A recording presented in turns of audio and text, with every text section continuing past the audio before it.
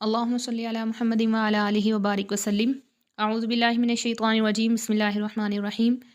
وَإِذْ قَالَ رَبُّكَ لِلْمَلَائِكَةِ إِنِّي جَاعِلٌ فِي الْأَرْضِ خلیفہ۔ پچھلی آیت میں اللہ جل شانہ کی خاص و عام نعمتوں کا ذکر کر کے انسان کو ناشکری اور نافرمانی سے بچنے کی ہدایت کی گئی ہے۔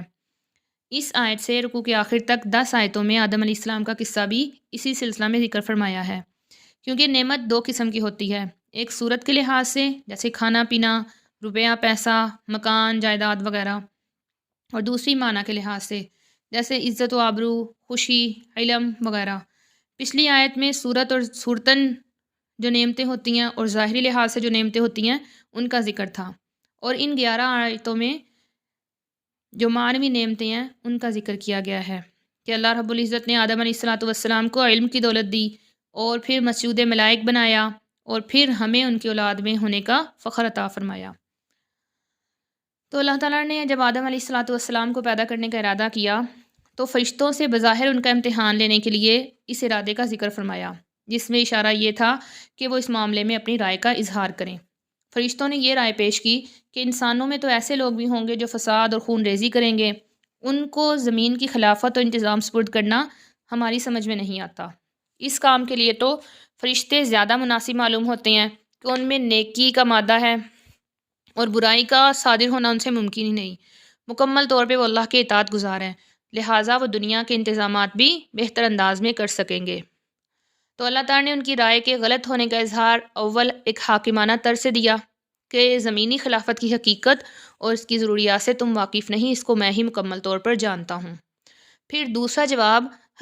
حکیمانہ انداز سے آدم علیہ السلام کی فرشتوں پر ترجیح اور مقام علم میں آدم علیہ السلام کی فوقیت کا ذکر کر کے دیا گیا، اور بتلایا گیا کہ زمینی خلافت کے لیے زمینی مخلوقات کے نام اور ان کے خواص اور آثار کا جاننا ضروری ہے، اور فرشتوں کی استعداد جو ہے وہ اس کو متحمل نہیں ہو سکتی، یعنی فرشتوں میں یہ استعداد اور صلاحیت نہیں ہے۔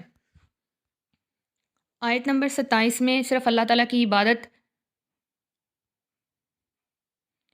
واجب ہونے کی نہایت مختصر اور سادہ لیکن مضبوط دلیل یہ دی گئی تھی کہ جس نے تمہیں پیدا کیا وہی عبادت کا مستحق ہے۔ آیت نمبر 28 میں کافروں کے کفر پر تعجب کا اظہار بھی اسی بنا پر کیا گیا تھا۔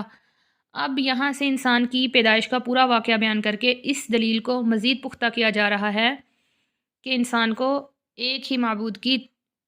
عبادت کرنی چاہیے۔ آیت میں خلیفہ سے مراد انسان ہے، اور اس کے خلیفہ ہونے کا مطلب یہ ہے کہ وہ زمین میں اللہ تعالیٰ کے احکام پر خود بھی عمل کرے اور اپنی طاقت کے مطابق دوسروں سے بھی عمل کروانے کی کوشش کرے۔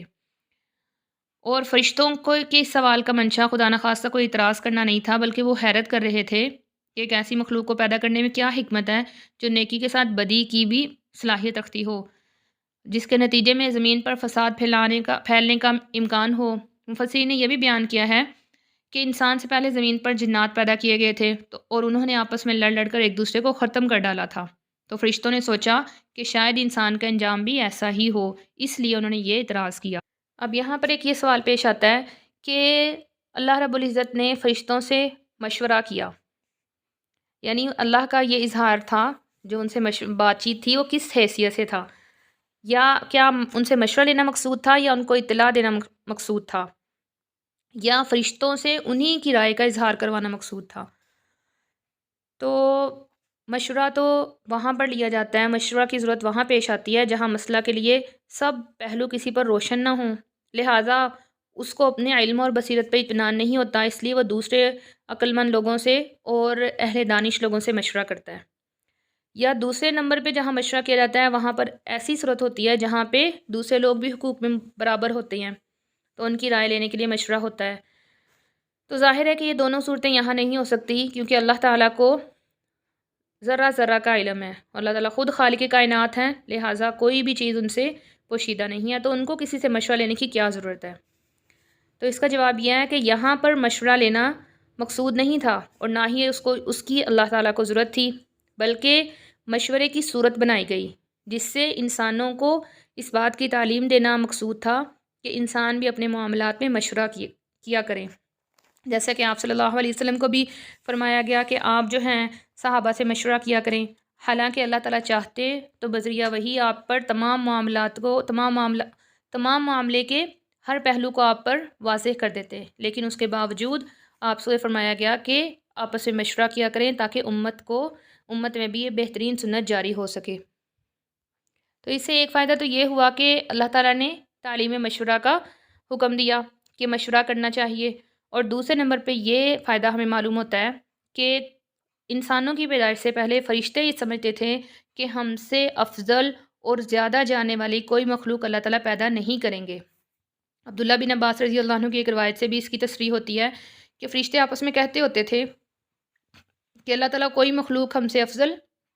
اور زیادہ علم والی پیدا نہیں کریں گے۔ تو اللہ تعالیٰ کے علم میں تھا کہ اللہ تعالیٰ نے ایسی مخلوق پیدا کرنی ہے جو باقی تمام مخلوق سے افضل اور زیادہ جاننے والی ہوگی، اور پھر اس کو اللہ تعالیٰ اپنی خلافت اور نیابت کا لباس عطا فرمائیں گے۔ اس لیے فرشتوں کی مجلس میں آدم علیہ السلام کو پیدا کرنے اور زمین کے نائب بنانے کا ذکر کیا گیا تاکہ وہ اپنے خیال کا اظہار کر دیں۔ چنانچہ فرشتوں نے اپنے علم اور بصیرت کے مطابق نہایت ہی نیاز مندی کے ساتھ اپنی رائے کا اظہار کیا تھا کہ جس مخلوق کو آپ زمین پر خلیفہ بنا رہے ہیں اس میں تو شر کا اور فساد کا مادہ بھی ہے، وہ دوسروں کی اصلاح اور زمین میں امن و امان کا انتظام کیسے کر سکتا ہے جبکہ وہ خود خون ریزی کا مرتکب ہوگا۔ اس کی بجائے آپ فرشتوں میں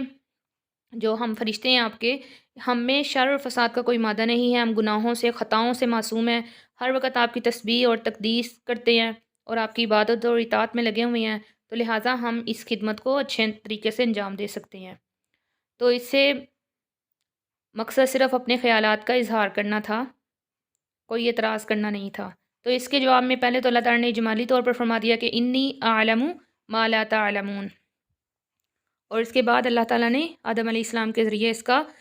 آدم علیہ السلام کی فوقیت ان پر ثابت فرما دی۔ وعلم آدم الاسماء، ناموں سے مراد کائنات میں پائی جانے والی چیزوں کے نام، ان کی خاصیتیں اور انسان کو پیش آنے والی مختلف کیفیات کا علم ہے، مثلاً بھوک، پیاس، صحت، بیماری وغیرہ۔ اگرچہ آدم علیہ السلام کو ان چیزوں کی تعلیم دیتے وقت فرشتے بھی موجود تھے، یعنی جب ان کو ان چیزوں کی تعلیم اللہ رب العزت نے دی تو فرشتوں کے سامنے دی گئی تھی، علیحدہ سے چھپا کے نہیں دی گئی تھی، لیکن فرشتوں میں اس کو یاد رکھنے کی اور سمجھنے کی صلاحیت موجود نہیں تھی، لہٰذا وہ یاد نہ رکھ سکے، اور آدم علیہ السلام نے ان چیزوں کو یاد کر لیا۔ اس لیے جب ان سے امتحان لیا گیا تو فرشتے اس بات کا، جیسے آتا نا فقال انبئونی، تم خبر دو مجھے باسماء ہؤلاء، ان چیزوں کے ناموں کے بارے میں، تو وہ جواب نہیں دے سکے، جبکہ آدم علیہ السلام نے ان کو جواب دے دیا، اور اس طرح اللہ تعالیٰ نے عملی طور پر انہیں باور کرا دیا کہ جو کام اللہ تعالیٰ اس نئی مخلوق سے لینا چاہتے ہیں اس کام کو فرشتے انجام نہیں دے سکتے۔ تو یہاں پہ فرشتوں سے اللہ رب العزت نے فرمایا کہ اگر تم سچے ہو تو ان چیزوں کے ناموں کے بارے میں خبر دو، اور وہ نہ دے سکے۔ قالوا سبحانک لا علم لنا الا ما علمتنا، اب چونکہ فرشتوں کا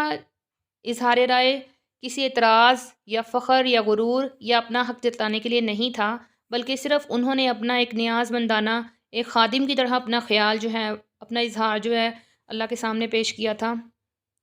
کہ ہم یہ سمجھتے ہیں، تو وہ فوراً بول اٹھے سبحانک لا علم لنا، بے شک آپ پاک ہیں اور ہمارے پاس کوئی علم نہیں مگر جو آپ ہمیں سکھا دیں۔ تو انہوں نے فوراً اس بات کا اقرار کر لیا اللہ کی کہ علیم ہونے اور حکیم ہونے کی وجہ سے اپنی کمی کا اعتراف کر لیا۔ تو فرشتوں کے جواب دینے کا مقصود یہی ہوگا کہ ہمیں وہی علم حاصل ہو سکتا ہے جو آپ ہمیں دینا چاہیں، اور اس کی صلاحیت ہمارے اندر پیدا کر دیں۔ اور جیسا کہ پیچھے آیا وعلم آدم الاسماء، اور اللہ تعالیٰ نے آدم علیہ السلام کو نام سکھائے،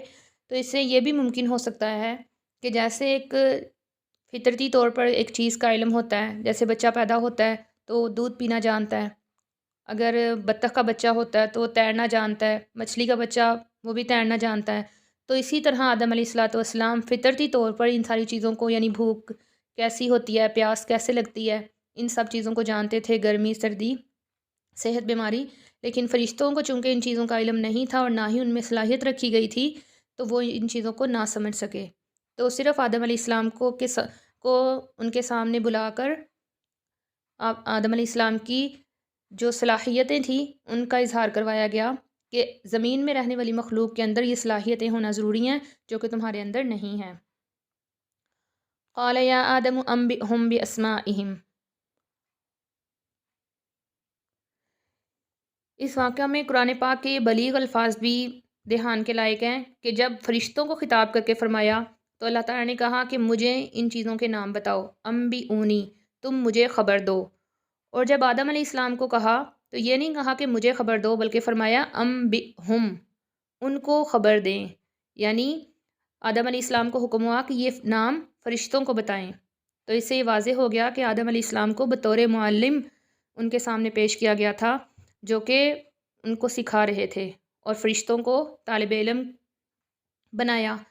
جس سے آدم علیہ السلام کی فضیلت اور فوقیت کی ایک اور صورت سے اظہار ہو گیا۔ اور اس سے یہ بھی معلوم ہوتا ہے کہ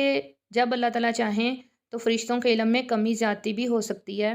یعنی آدم علیہ السلام نے جب ان کو سکھایا تو فرشتوں کو ان چیزوں کے نام معلوم ہو گئے اور انہوں نے اس کو سمجھ لیا،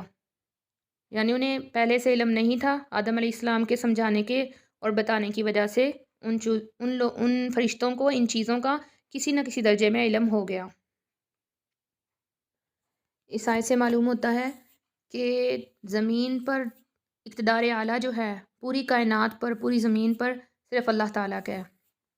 آگے بھی بہت سی آیات آئیں گی جو اس کی تائید کریں گی۔ وَإِذْ قُلْنَا لِلْمَلَائِكَةِ اسْجُدُوا، اور جب ہم نے کہا فرشتوں سے تم سجدہ کرو آدم علیہ السلام کو، تو فرشتوں کے سامنے آدم علیہ السلام کی عظمت کا عملی مظاہرہ اور ان کا امتحان لینے کے لیے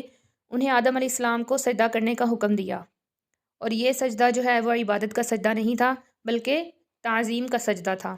جو کہ پہلی شریعتوں میں جائز تھا۔ اور اس وقت کا سجدہ پہلے انبیاء کی شریعتوں میں جو سجدہ تھا، ہم اس کو ایسے ہی سمجھ سکتے ہیں جیسا کہ آج کل ہم کسی سے مصافحہ کریں یا معانقہ کریں یا اس کے ہاتھوں کو بوسہ دیں، تو جیسے یہ چیزیں ہمارے ہاں جائز ہیں، ایسے ہی پہلی امتوں میں، پہلی شریعتوں میں سجدہ کرنا بھی جائز تھا، جیسے کہ یوسف علیہ السلام کے بھائیوں نے ان کو سجدہ کیا۔